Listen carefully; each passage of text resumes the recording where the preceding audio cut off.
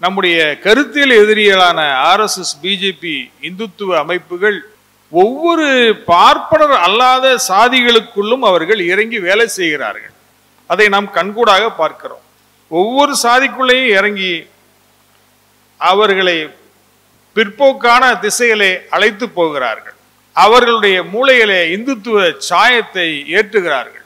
பிற்படுத்தப்பட்ட, மிகவும் பிற்படுத்தப்பட்ட, தாழ்த்தப்பட்ட பழங்குடி சமுதாயத்தைச் சேர்ந்த சாதிகளைச் சேர்ந்த மக்கள் இடஒதுக்கீட்டினாலும் பல்வேறு சமூக போராடி பெற்ற சமூக உரிமைகளினாலும் இன்றைக்கு இந்த அளவுக்கு ஓரளவுக்கு இன்றைக்கு வளர்ந்திருக்கின்றோம்.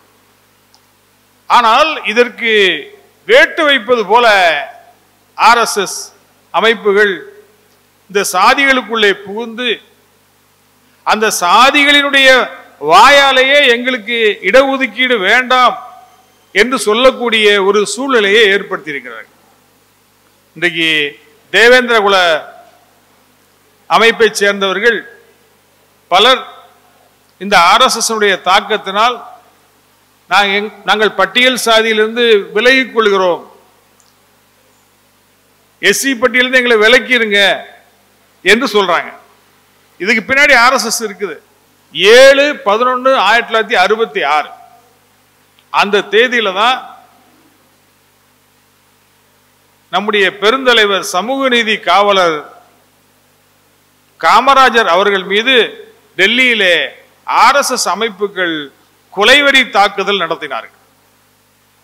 டெல்லியிலே அவர் எம்பியாக இருக்கிறார். அப்பொழுது காங்கிரஸ்குள்ளேயும் இருந்த RSS காரர்கள், இன்னைக்கு வரைக்கும் காங்கிரஸ்குள்ள RSS காரன் இருக்கான். அன்றைக்கும் அந்த RSS பார்ப்பன சக்திகளுடைய கட்டுப்பாடுலாம் காங்கிரஸ் இருந்துச்சு. அப்ப என்ன பண்ணாங்க, பசுவதை தடை சட்டம் ஒன்று கொண்டு வரணும்,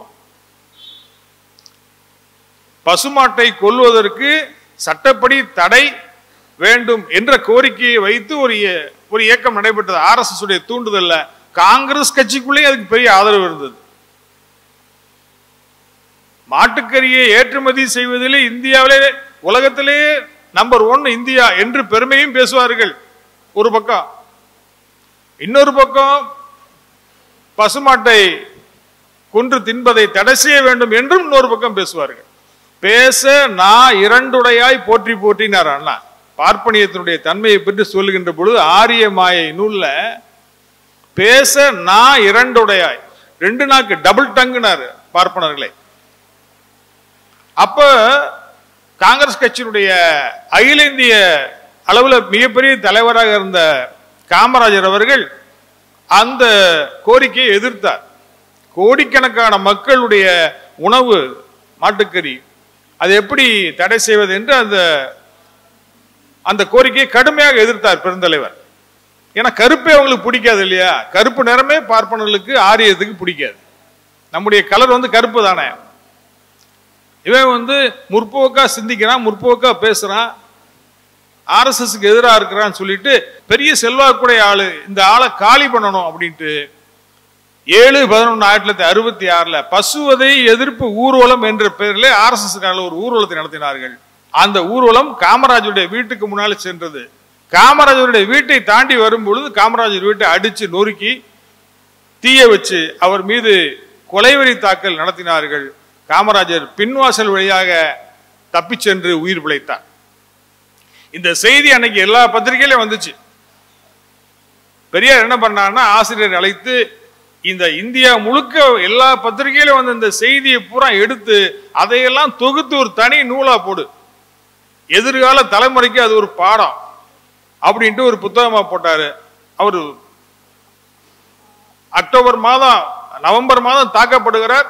அடுத்த ஒரு மாதத்துக்குள்ளே இந்த புத்தகம் வந்துருச்சு. அதுதான் காமராஜர் கொலை முயற்சி சரித்திரம். இதான் அந்த புத்தகம். எல்லா தமிழ்நாட்டு மக்கள் சமூக நீதியை விரும்பக்கூடிய எல்லாருக்கும் அவர் ஒப்பற்ற தலைவர். ஆனால் எந்த அளவுக்கு அவனுடைய மூளையிலே இந்துத்துவத்தை அவர்கள் புகுத்தி இருக்கான்னு பாருங்க. இதுக்கு பேர் தாங்க உதைத்த காலுக்கு முத்தமிடுவதுன்னு பேரு. யாரு உதைச்சானே தெரியல, உதைச்ச காலுக்கு அவர்கள் மரியாதை செய்கிறார்கள். அவன் தான் நம்மளை உதைச்சான்னு தெரியல அவனுக்கு. எந்த அளவுக்கு இந்த சாதிகளுக்குள்ள போய் எங்க இடஒதுக்கீடு இருந்தாதான் நம்ம முன்னேற முடியும்.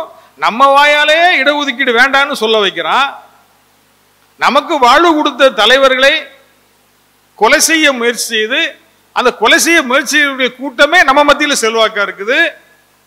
எப்படி இது சாத்தியம்? அது இன்னும் பல்வேறு ஒவ்வொரு சாதியிலும் இந்த மாதிரி அவர்கள் இறங்கி கொண்டு தமிழ்நாட்டை ஒவ்வொரு சாதிக்குள்ளும் இந்துத்துவத்தை புகுத்தி அதன் மூலமாக ஒரு அரசியல் சக்தியாக வளர முடியுமா என்று பார்க்கிறார்கள். இந்த சூழ்நிலையில தான் நாம் திராவிட இயக்கத்திற்கும் பார்ப்பனர் அல்லாத சாதிகளுக்கும் உள்ள உறவை பற்றி பேச வேண்டிய அவசியத்தில் இருக்கிறோம். சாதி ஒழிப்பு என்பது எப்படி நடந்தேறி இருக்கின்றது நம்முடைய சமூகத்தில் என்பதை நான் உங்களிடம் பகிர்ந்து கொள்ள முயற்சி செய்கின்றேன். சாதி என்றால் என்ன? சாதி என்பது ஒரு தமிழ் சொல்லா? இல்லை. எப்படி இல்லைன்னு சொல்றீங்க? சாதி என்பது தமிழ் சொல் அல்ல. அது தமிழ் வசதிக்காக, தமிழ் ஒலிப்புக்காக நாம் பயன்படுத்தக்கூடிய ஒரு சொல். அதனுடைய வேர்ச்சொல் ஜாதி. சாதி என்பதனுடைய வேர்ச்சொல் சமஸ்கிருதத்தில் ஜா என்பது. ஜா, ஜேஹெச்ஏ, ஜா. ஜா என்ற சொல் நீங்கள் தொல்காப்பியர் வட சொற்களை விளக்க சொல்லுகிறார். பயன்படுத்தும் போது எழுதும் போது வட சொற்களை விளக்குங்க, அவாய்ட் பண்ணுங்கிறார். வட சொல் கிளவி, வட எழுத்து உருகி எழுத்தோடு புணர்ந்த சொல்லாக விளக்க சொல்றார். அப்ப ஜா என்பதுதான் சாதியினுடைய வேர்ச்சொல், ரூட் வேர்டு. அதுக்கு என்ன அர்த்தம்? பிறப்பது என்ற அர்த்தம், தோன்றுவது என்ற அர்த்தம். பிறப்பின் அடிப்படையில் அமைக்கப்பட்டது சாதி. சில பெயர்களே பார்க்கலாம், வடமொழி பெயர்கள்.